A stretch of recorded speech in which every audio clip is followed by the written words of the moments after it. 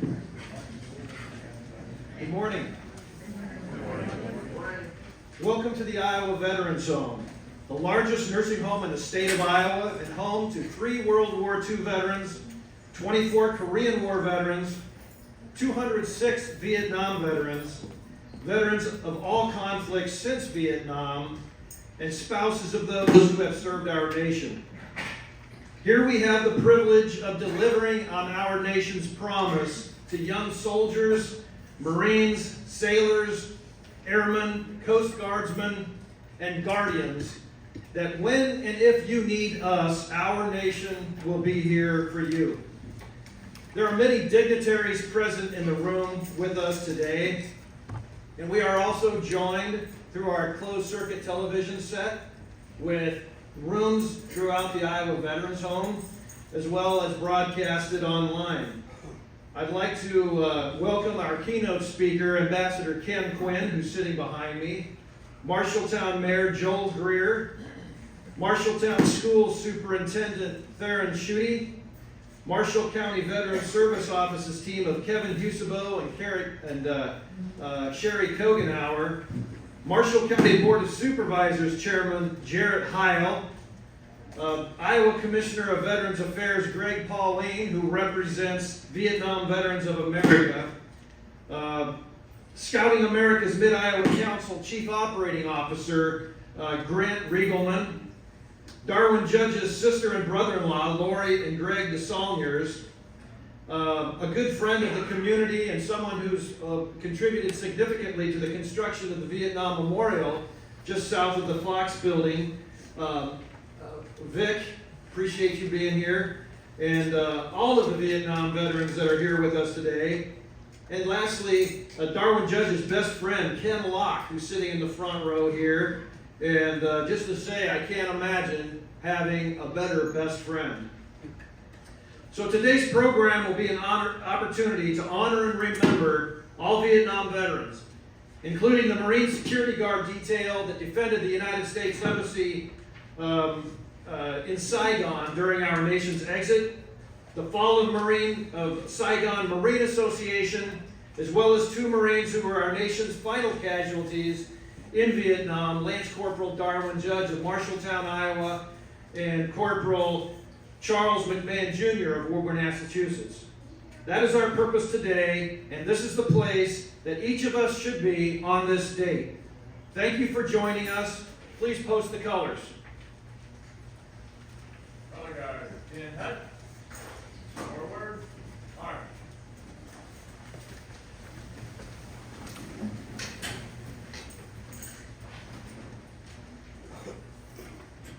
Detail, halt, post colors.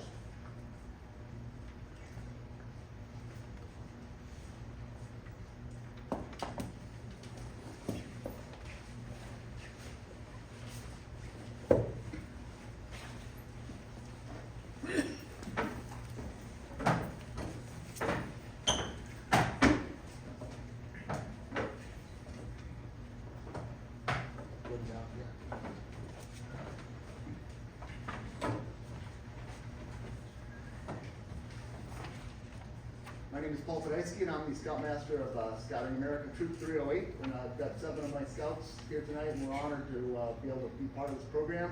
I'm going to have my scout, Ben Weirin, lead the Pledge of Allegiance, the Scout Oath, and the Scout Law. If you were involved with scouting in the past, raise your Scout sign and join in with us. Are you okay? Please join me in reciting the Pledge of Allegiance. I pledge allegiance to the flag of the United States of America and to the republic for which it stands, one nation, under God, indivisible, with liberty and justice for all. 2.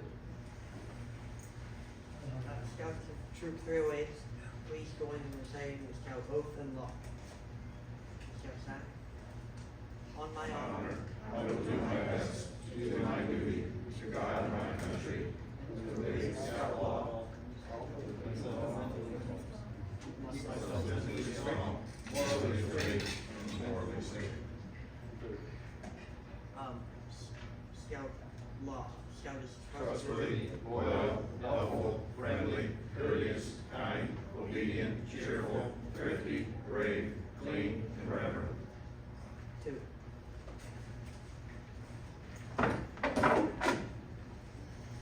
Thank you, Scouts.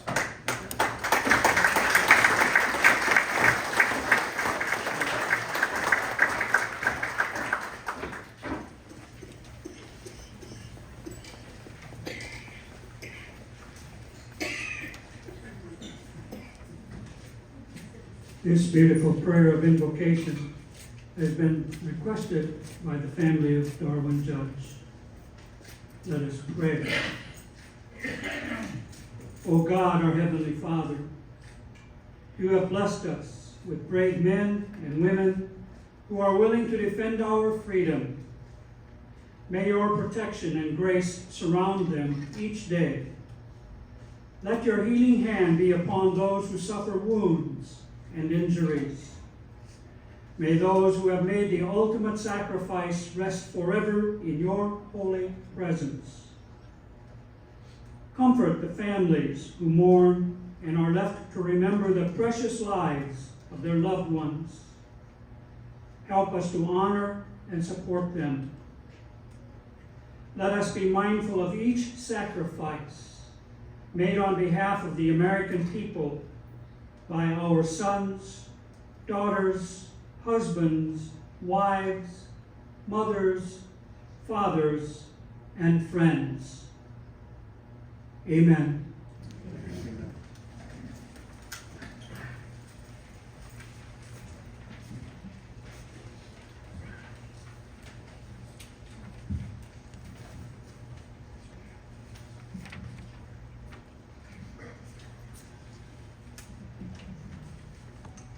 Present arms. Oh, say, can you see by the dawn's early light what so proudly we hailed at the twilight's last gleaming, whose broad stripes and bright stars through the perilous fight o'er the ramparts we watched were so gallantly streaming, and the rocket's red glare, the bombs bursting in air, gave proof through the night that our flag was still there. Oh, say does that star-spangled banner yet wave o'er the land of the free and the home of the brave? Order, arms.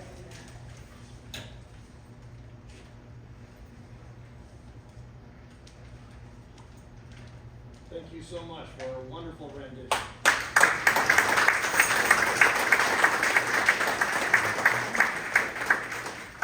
Color guard, regroup. Please be seated.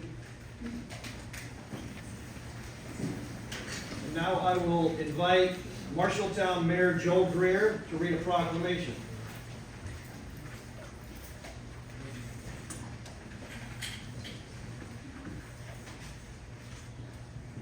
Whereas 1,840,640 American men were drafted during the Vietnam War between 1964 and 1973, and whereas 2,700,000 American men and women served in Vietnam between February 1961 and May 1975, and whereas 58,267 American service members made the ultimate sacrifice in Vietnam, including 868 Iowans.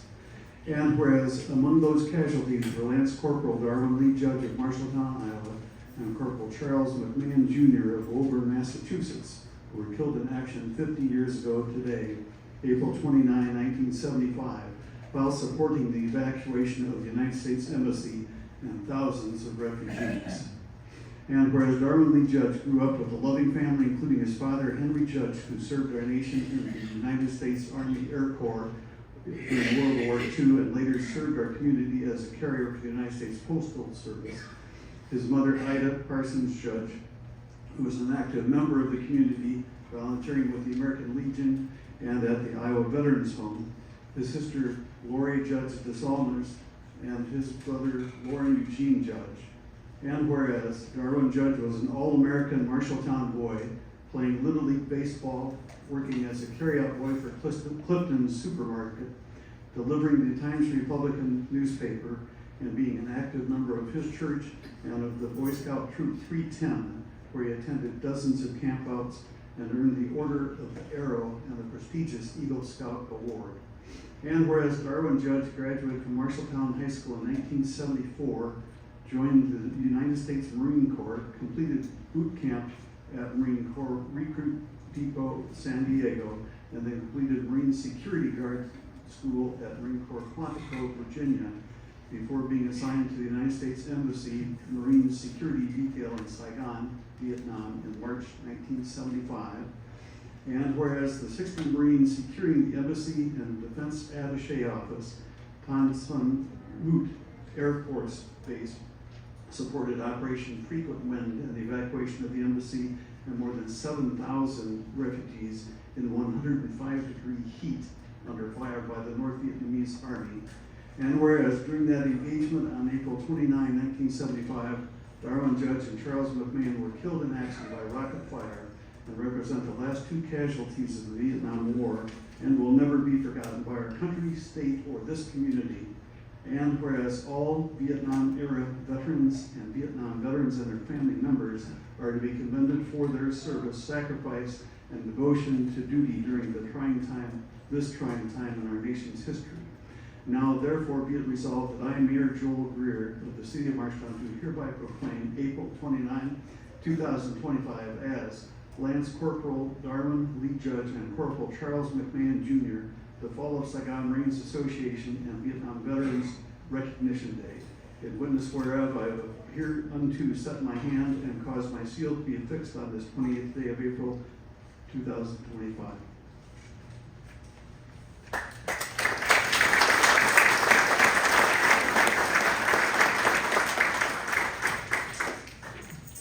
Thank you, Mayor. I'm here to introduce our keynote speaker today. Kenneth M. Quinn was born on May 26, 1942. He's the former president of the World Food Prize Foundation and a former career U.S. Foreign Service officer.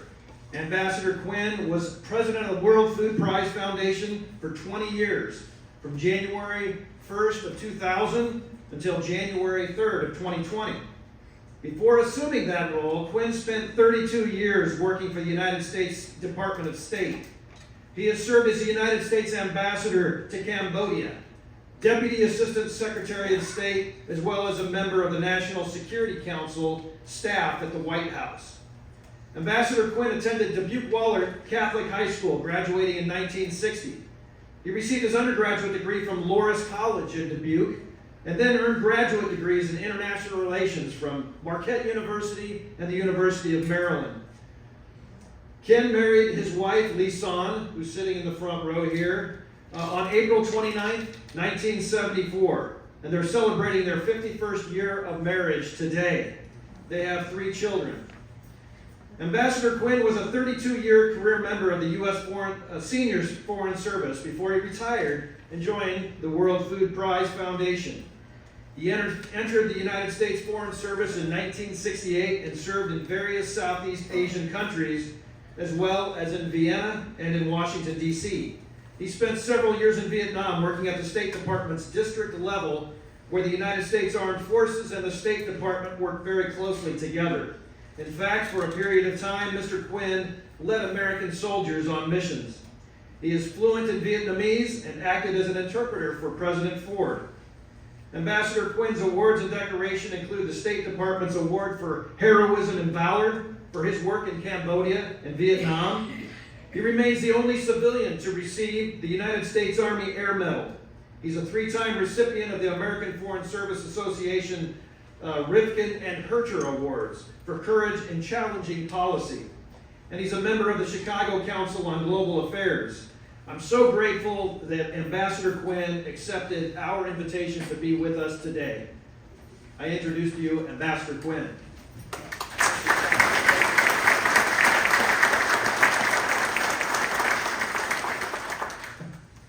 Thank you for that very generous introduction, and I am so pleased to be back in Marshalltown, Mr. Mayor, and to be here at this incredible facility. The Iowa Department of Veterans Affairs is truly continuing that commitment to leave no one behind. And I know the motto here, if I'm correct, is Iowa forgets not the defenders of the Union. I served for 4 years with Governor Bob Ray. You old enough to remember Governor Ray, one of the great, incredible privileges of my life and career. Loaned by the State Department to come back to Iowa, work with him, and Colonel Jacobus, the Iowa National Guard, and I'm sure other Guard members who were here. This was a difficult time from 1978 to 82 for the Iowa Guard, and people in Iowa didn't remember the story of all of the men and women who served so valiantly in our armed forces, beginning with the Civil War. And Adjutant General Bud Lawson, he was then the Deputy Adjutant General, and I went around the state giving talks about Iowa's military history to ensure that everyone knew and should be so proud of the Iowa National Guard, of Iowa veterans. Can't call myself a veteran. I wouldn't get to stay here. I might try to sneak in. Looks like it's such a good deal. My wife puts me out to pasture. And I'm a little sorry I brought her along. She might say, "Oh, well, maybe I can finagle him here." There. But we were married in Vietnam in 1974 on this day. And 1 year later, our first wedding anniversary, I was working at the White House, and it was the end of Vietnam. And so now, 50 years after that, we're here back together. I want to say, Mr. Mayor, when I came I was graduated in 1960. I was on the Wahlert basketball team. We were ranked 3rd in the state. We were sure we were going to get there to win the championship or play in the finals and step on that court. You know, life would be complete if you could step on even though I wasn't a starter. And don't anybody look up my statistics, how many points I scored, how many minutes I played. But just to be on the team was an incredible privilege. And we lost in the first round, and so I watched the games on TV. And I assume everyone knows that that year the Marshalltown Bobcats were the state champion. And as they were the next year after that. So the following year, a few friends at Loris, we went to Des Moines, first time ever to the big city. Whoa. And we stayed up late, and driving back to Dubuque, there weren't any 4-lane highways back then. And so we stayed over in Marshalltown at the Tall Corn Hotel.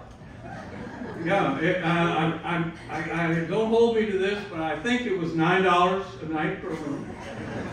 And I told my wife, I said, maybe, we could celebrate our 51st wedding anniversary staying at the Tall Corn Hotel again. So I don't know if it's still in business or will be luxurious accommodations or not, but I have fond memories of Marshalltown in 1961.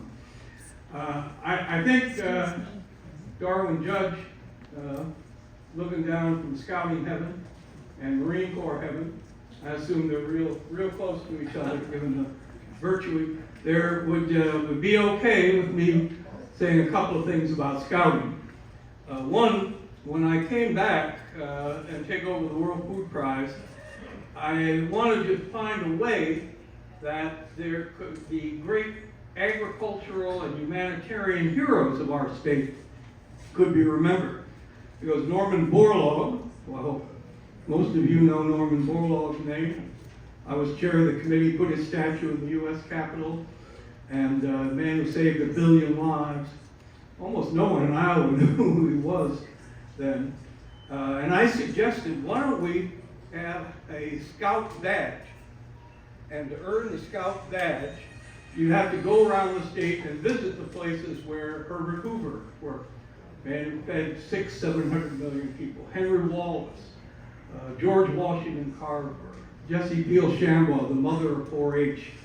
And like a lot of things, I never quite got that done, but I hope maybe coming from today, there could be a way to reach out and think about that.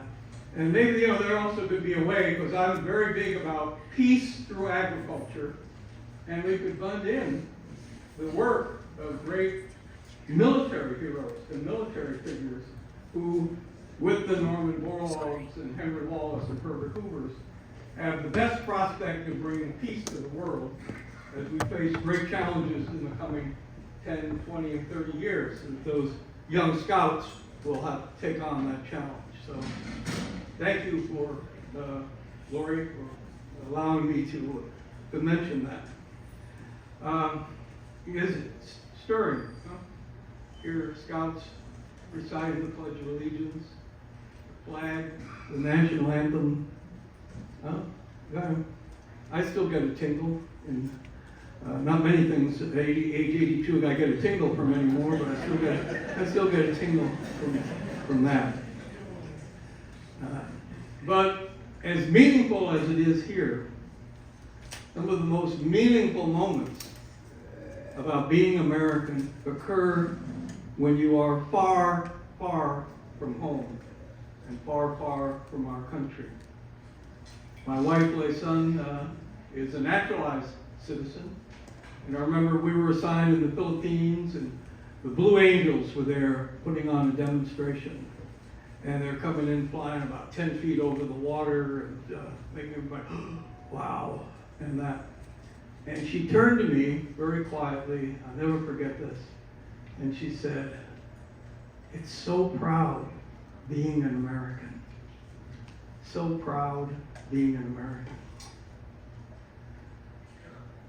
And as I learned, serving in Vietnam for 5.5 years, that same far 10,000, 12,000 miles away from home, it was that same bond that united us in combat.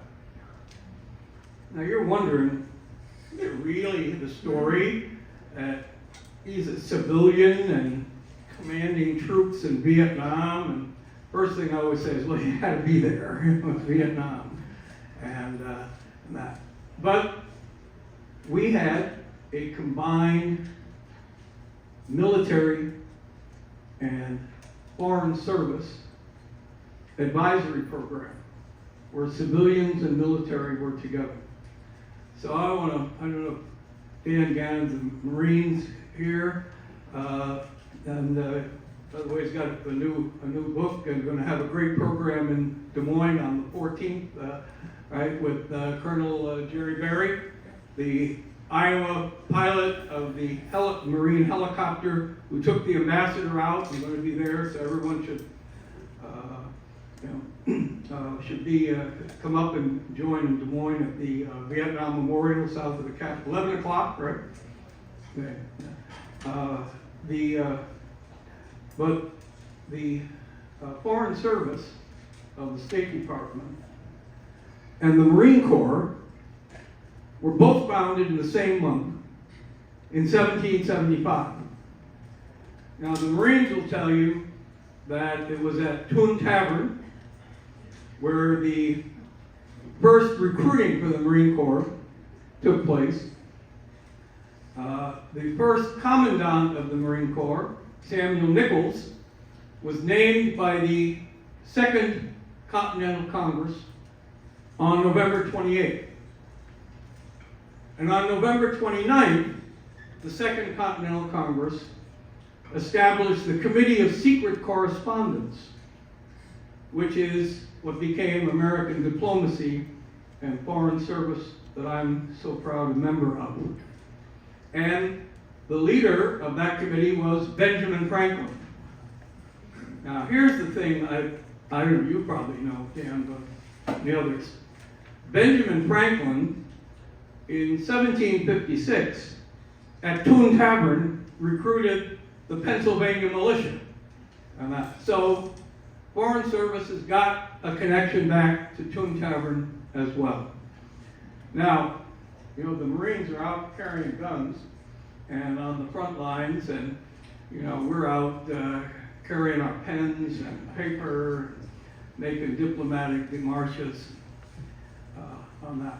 But the Foreign Service wanted to have only the best, just like the Marine Corps.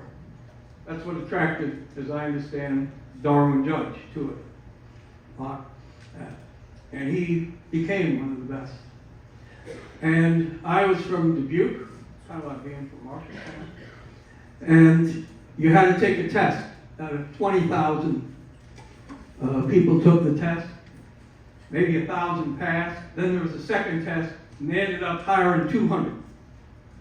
So here's a kid from Dubuque. I get the letter, 200, you're one of them. You're going to come, you're going to be in the Foreign Service.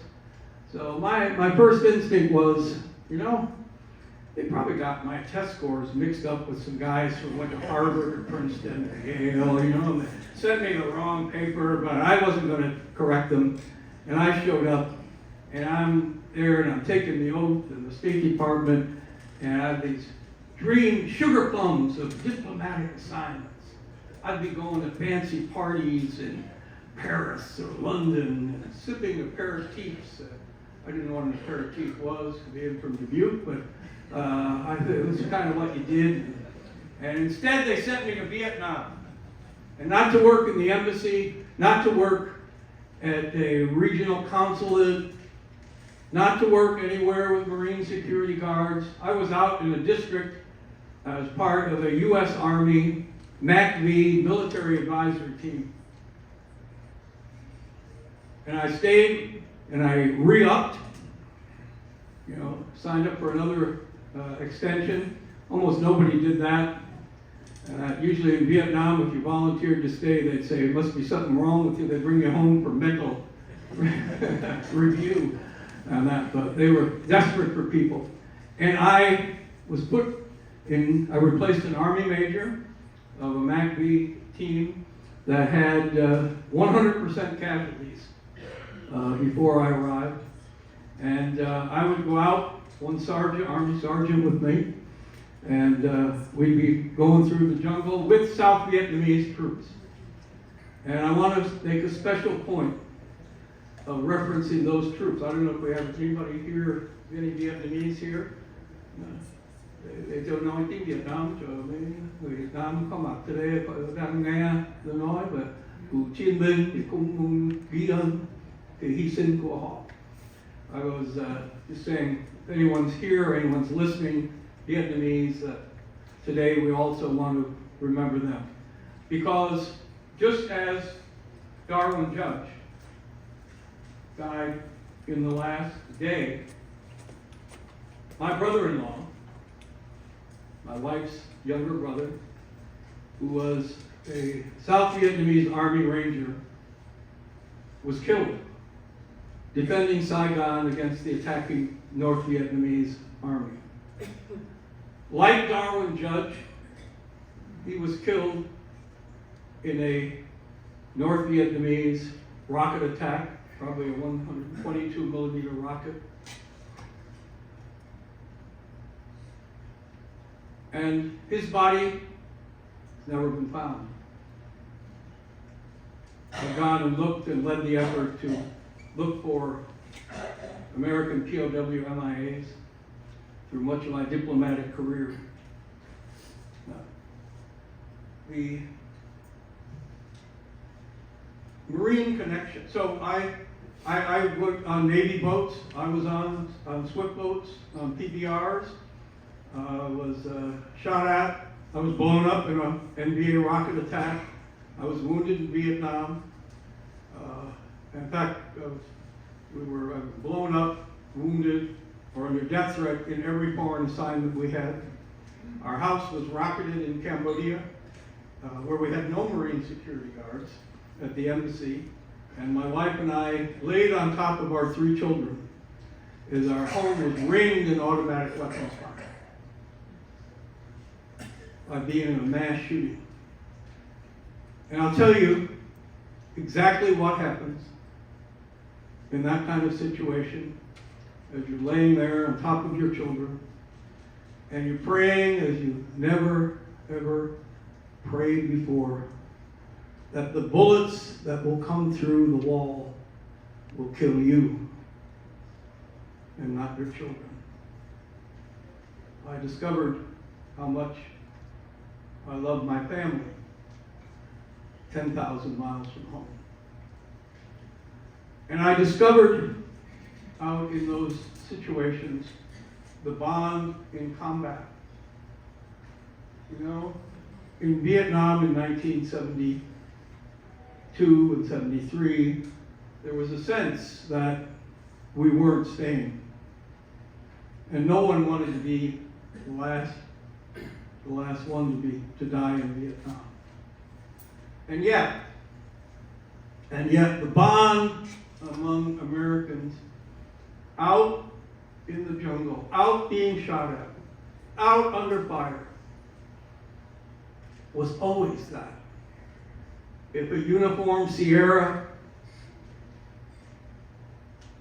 was in trouble, it didn't matter, you'd never met them, you didn't know their name, the color of their skin, their ethnicity, their background, you went.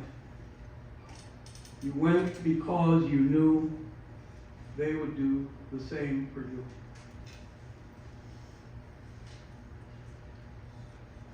Now, I work with the Navy, work with the Army, had the opportunity to work with Marines or Air Force, and I mentioned I was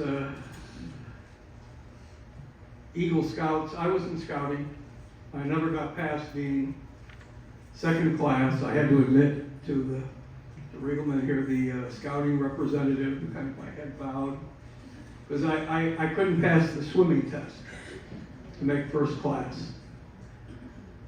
But in Vietnam, out in a Viet Cong base area, we had brought in an Air Force medical team out in villages, winning the hearts and minds. And it was in the season where the rains had been so heavy and the canals were swollen up to be small rivers. And one day with a rickety bridge across there, a U.S. Air Force medic fell off a bridge, actually blown off with a helicopter downdraft. And in the water, and he's in the middle of this river, and he's sinking down, and I can picture him today, and he's yelling, "Help, I'm drowning, I'm drowning." And then I dove in, swam to him, grabbed him, held him up, made our way back to shore. Somewhere in me, even though I hadn't passed that scouting test, I would, impelled, because you have to put your life at risk.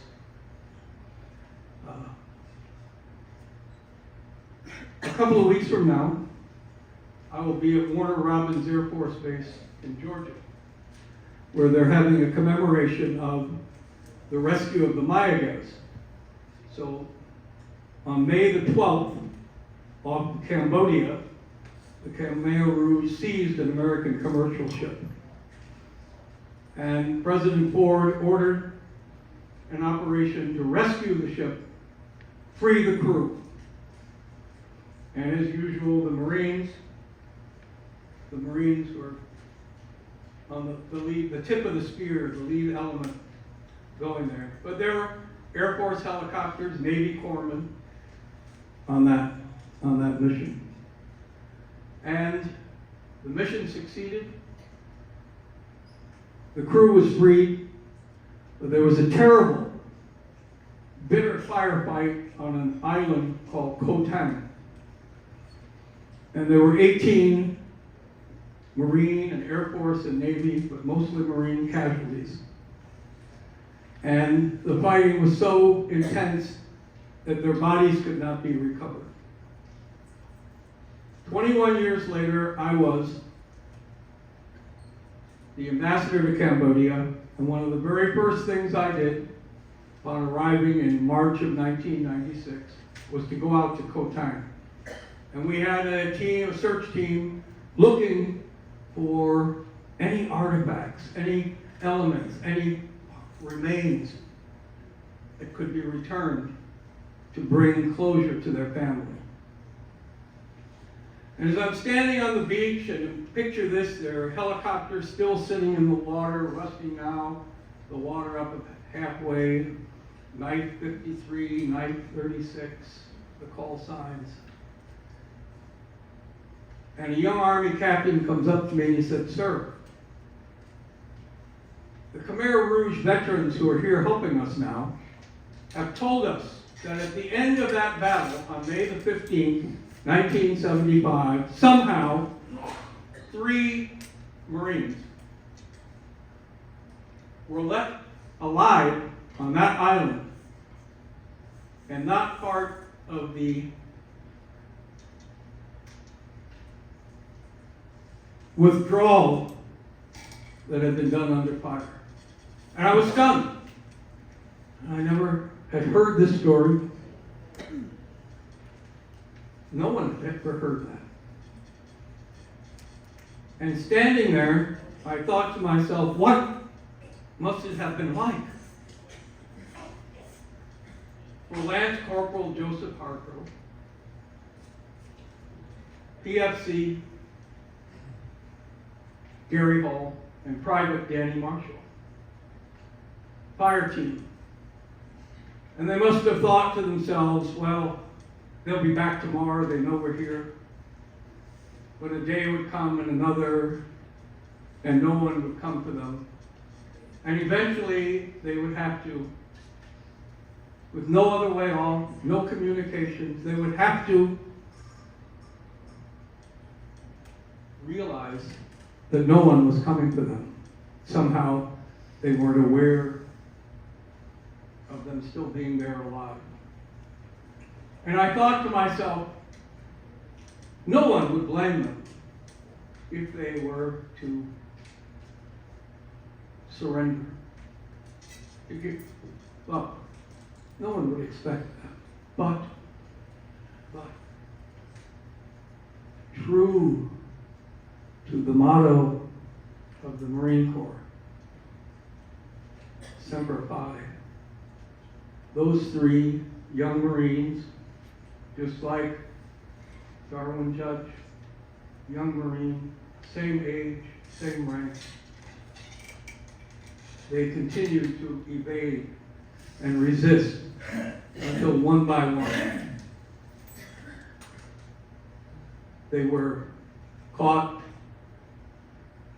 and killed, executed. And I thought to myself, no one knows this. No one knows about what they did. Back to the embassy, and I started to write to the State Department saying, there should be a plaque put up, and we should go to the Marine Corps or the Defense Department. And I was writing it out by hand, and about halfway through, and I said, there'll be 10 reasons in Washington why you can't do that. I crumpled up the paper, I threw it away. I called in my admin office, said, get some money, and go out and buy the best pieces of black marble you can find, and here's what we're going to write on it.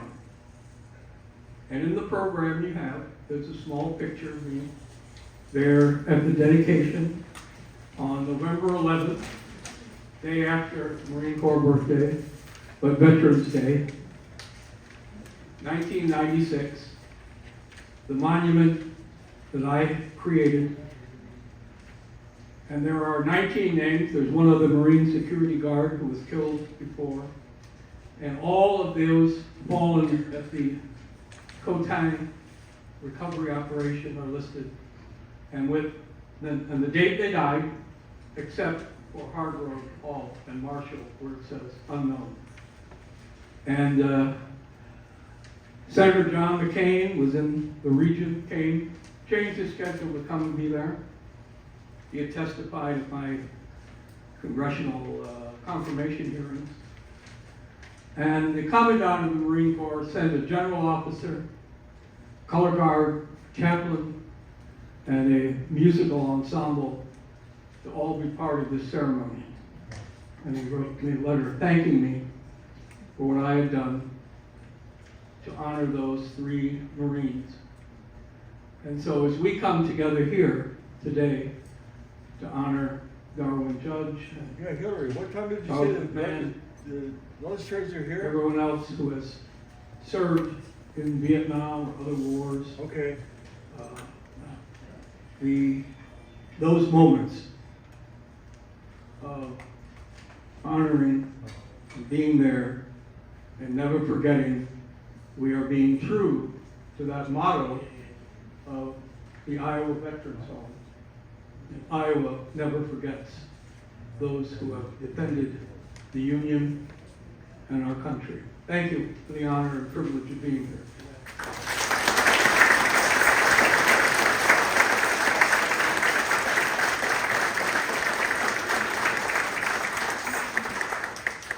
I'd next like to welcome Dr. Schutte, Marshalltown School Superintendent. Good morning. My name is Darwin Judge, and I'm superintendent of the Marshalltown Community School District and a proud graduate of the MHS class of 1981. Like Darwin, I grew up and was educated in the Marshalltown schools. I can truly relate to his youth, delivering newspapers, shoveling neighbors' sidewalks and driveways, playing Little League, and participating in Scouts. That is what many of us young Bobcats did back in the day. It was truly about church, family, and service to our community and our country. That's what our parents instilled in us. Though never having been a veteran myself, a deep respect and admiration for those who served our country was instilled within my family. My late maternal grandfather, Guy Nesmith of Shenandoah, Iowa, applied underage under false pretenses to serve in World War I, and thankfully, after serving our country, he came back safely and then lived as a lifelong brick mason in Shenandoah and was a proud member of the American Legion. My late father, John Oliver Schutte, was honorably discharged veteran, having participated in the U.S. Air Force during the Korean War. And my surviving eldest brother-in-law, Robert Craig of Newton, Iowa, served in the Vietnam War and was honorably discharged from service there. He's a retired college professor. Darwin, a young Marine from Marshalltown, Iowa, whose life and service have truly left a lasting legacy here in Marshalltown. In fact, I don't know that I've lived anywhere where someone's legacy has been kept alive for such a long time, 50 years. I was just young enough not to have known Darwin or to have been aware of his circumstances, but I do vividly remember one of the first times I entered Marshalltown High School as a sophomore. One of the first things that caught my attention was his portrait hanging prominently just inside the front doors of Marshalltown High School. In fact, I think it was probably one of the few things hanging on any walls there during that era. Truly a fitting tribute. I'm fairly confident that it wasn't until later in life that it dawned on me how his untimely death came so quickly after his high school experience. I've had the pleasure the past 9 years, having had the honor to come back as superintendent of schools, to meet many of his proud MHS 1974 classmates. And through that, I've learned a lot about Darwin in terms of him just being a great all-around, all-American kid, a quiet and humble servant leader who achieved the highest honor in Scouts, Eagle Scout, and that he was also known for his excellent woodworking or carpentry skills. That class of 74 has spearheaded many efforts, along with family and friends, to keep his memory alive in Marshalltown minds and hearts. A beautiful park is established in Marshalltown in his honor. As I mentioned, there's a beautiful memorial portrait and display just inside the front entrance of the high school. Scholarships were awarded until recently in his honor to Eagle Scouts who were seniors at the high school and that were very active in church and community service. Most recently, his class dedicated memorial benches that were purchased by the class, and they are prominently positioned in front of our beautiful new high school stadium complex, as well as the Performing Arts Center, which most people know as the Marshalltown High School Auditorium. Darwin's story is a poignant reminder of the sacrifices made by service members throughout the years.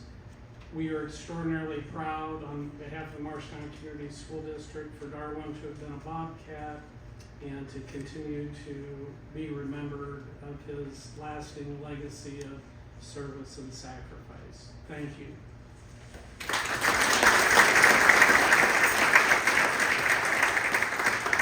Thank you, Dr. Schutte. Next, I'd like Grant Riegelman, Chief Operating Officer with Mid-Iowa Council Scouting America, to speak.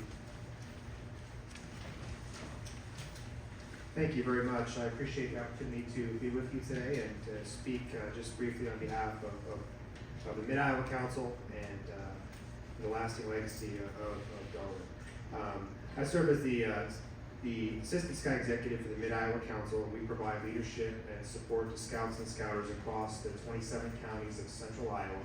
About 4,200 young people are involved in our program today. They're benefiting from the character and citizenship values that are timeless in the scouting movement. I want to reflect a little bit today on the foundation of service and duty that was instilled in Darwin Judge from his earliest moment as a scout in Troop 310 in Marshalltown, Iowa.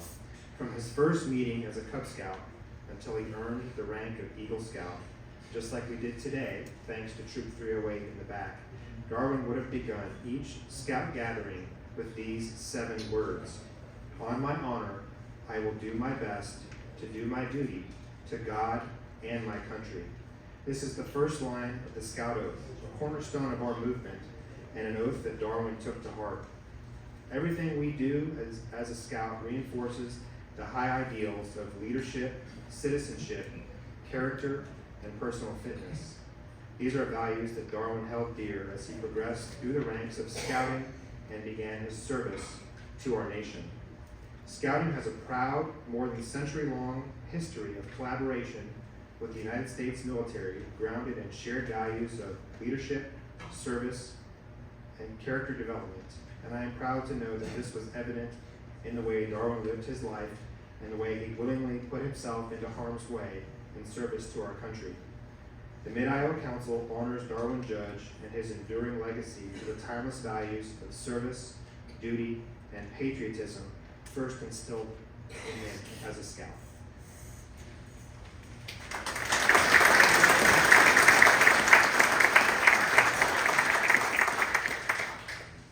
Now we'll hear from the Iowa Veterans Home Choir. Please, if you know this song, feel free to sing with us. 2, 3. Oh, beautiful for spacious skies, for amber waves of rain, for purple mountain majesties, along the fruited plain.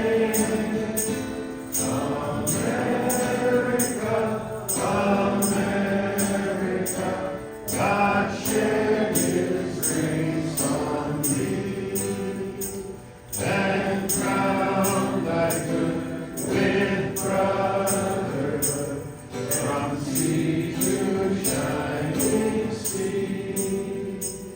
Oh, beautiful.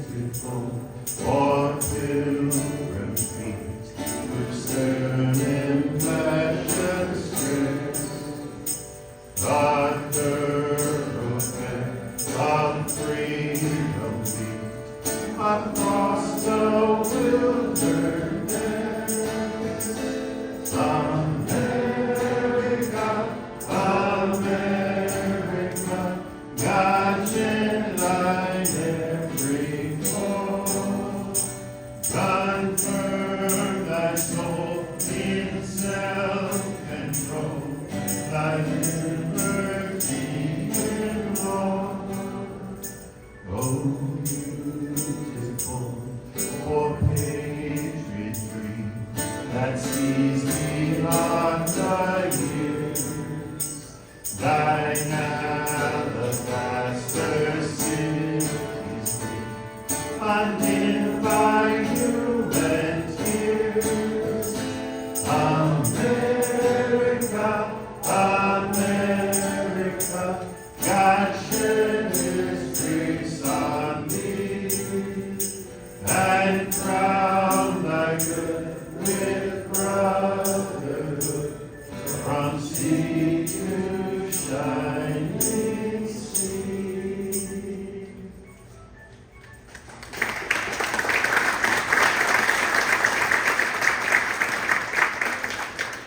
Wonderful, thank you so much. I'd like to introduce Lori Nassaliers, who has been integrally involved in working with us to make this program what we want it to be. Truly a commemoration of service and sacrifice. So thank you for being so graceful with us, Lori. We welcome you to speak.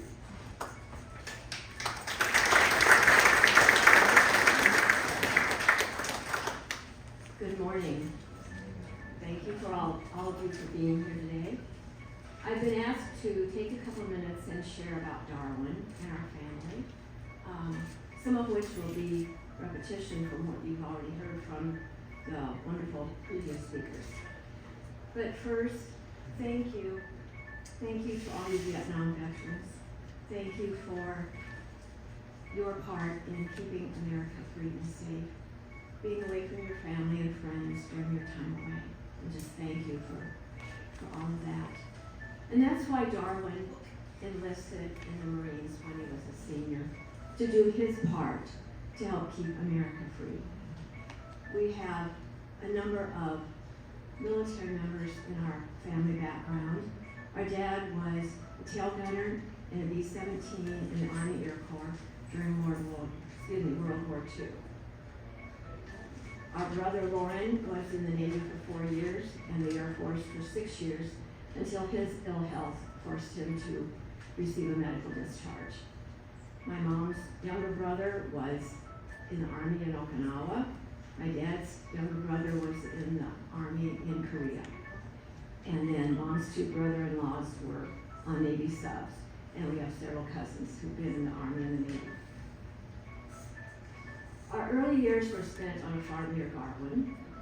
And Darwin just enjoyed playing outside, playing with our dog and our cats that we had. And when Dad gave up farming, then we moved into town, and Darwin went to kindergarten there. And Dad worked at the post office in Darwin, and then he was able to get on the post office here in Marshalltown.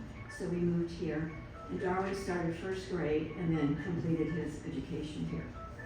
He was just a regular kid, played cars and trucks, played games with the neighbor kids. And at that time they had playground programs where the kids could go to the neighborhood playground and they'd have crafts and they'd play games there. And he played Little League. He enjoyed that. He went out for football when he was in junior high. He thoroughly enjoyed all aspects of his scouting days, whether it was selling tickets for their pancake suppers, going to their meetings, or their campouts. He just really enjoyed all of it. And three friends from scouting days are here today: Ken Locke, Todd Epperly, and Tom Apgar. He earned his God and Country Award and attained the rank of Eagle Scout. He had a good work ethic. He started at age 8, helping our brother Lauren carry his newspaper route. He was barely tall enough to carry the bag, and it dragged along the sidewalk behind him. And he did that until he was old enough to carry his own route. And then when he turned 16, he worked as a carryout at Clifton's grocery store on North Center Street. We were brought up in a Christian home. We went to church, Sunday school, vacation Bible school in the summer. He went to youth group.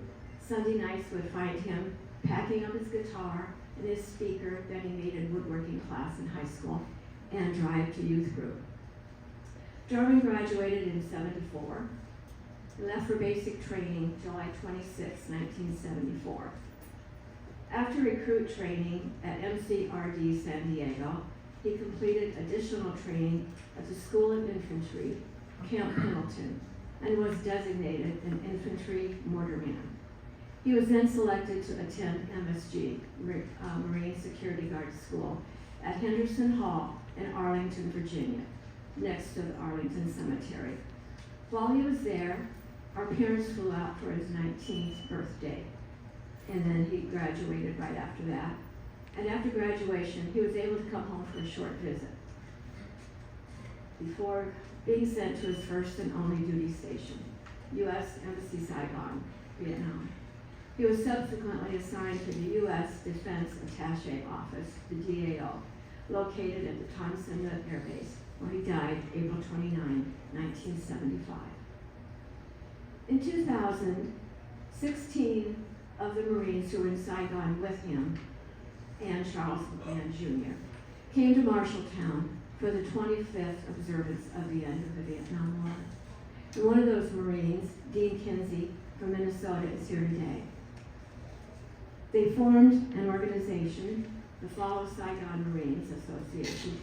They have presented scholarships at the Marshalltown High School for 20 years.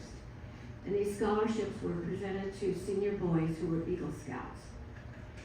And the Marines also presented scholarships in Woburn, Massachusetts, to the Boys and Girls Club there. When Charles McMahon was growing up there, he worked and he was at the Boys Club, which is what it was then. The Marines have also planted a tree and given a bench, flags, and flagpoles in Darwin Judge Park.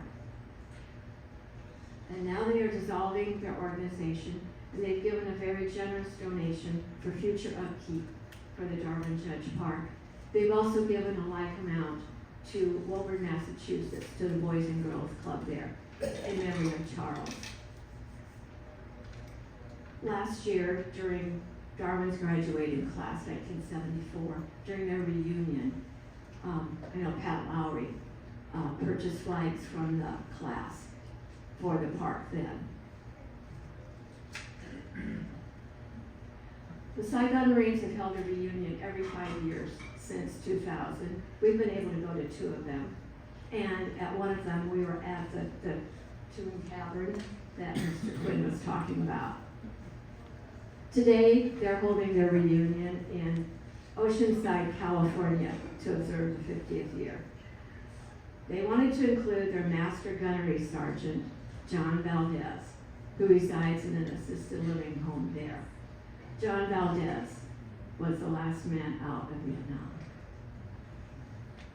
So thank you everyone for attending this program today. And again, to thank you for our Vietnam veterans. We honor all of you. Thank you.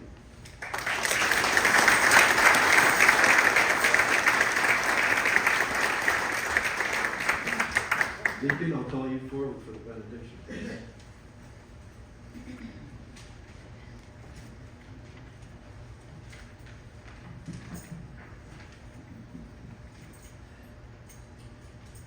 Let us pray. Good and gracious God, creator of all things beautiful, we give you thanks for the many gifts you have bestowed upon us.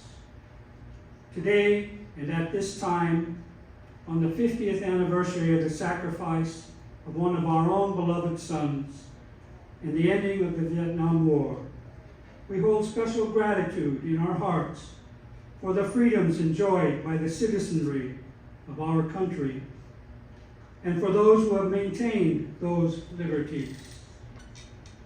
Our nation has been gifted with the principles of life, liberty, and pursuit of happiness for all. We have especially been blessed with men and women exemplified by Lance Cpl Darwin Judge and Corporal Charles McMahon Jr., who, at their own peril, have stood in the forefront in defense of these freedoms and have sacrificed so much to assure that our God-given heritage will continue to be bestowed upon the American people and treasured by all. Eternal Father, we ask your blessings upon and protection of those now in uniform, those who have served in the past, and upon their families and loved ones who have shared in their sufferings and ultimate sacrifices. Let us forever hold them in our memories and in our hearts. May this ceremony and our prayers bring healing and comfort to all those wounded by conflict and war. With gratitude and humility, we turn to you, Heavenly Father, and pray. God bless and guide America, the land that we love. Amen.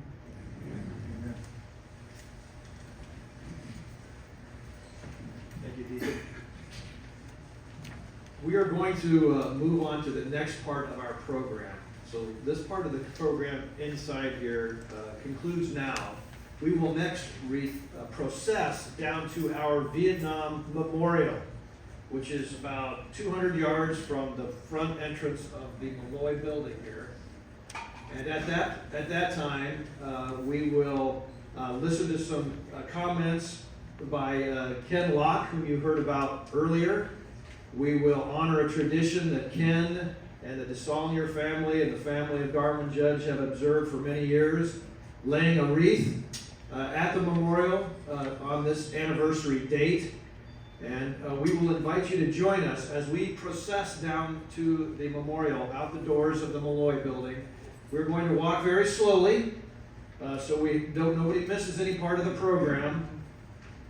We have some residents who may want to go down there as well, and if there is someone that needs assistance in getting down there, please ask. Kelly, I'm going to ask. That's okay, right? Okay, we just don't want to get anybody injured, so let's take our time to get down there. And Kim, do we have any other instructions for when we get down there? Okay.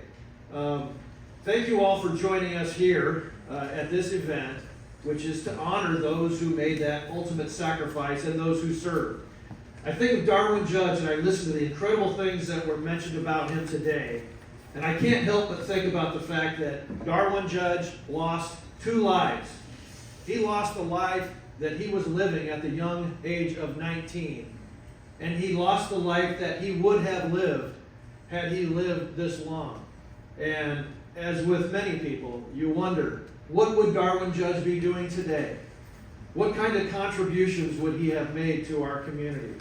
And really, it's kind of like a challenge to all of us to earn that sacrifice through our service to others, because we are all able to do that. So thank you very much for joining us today.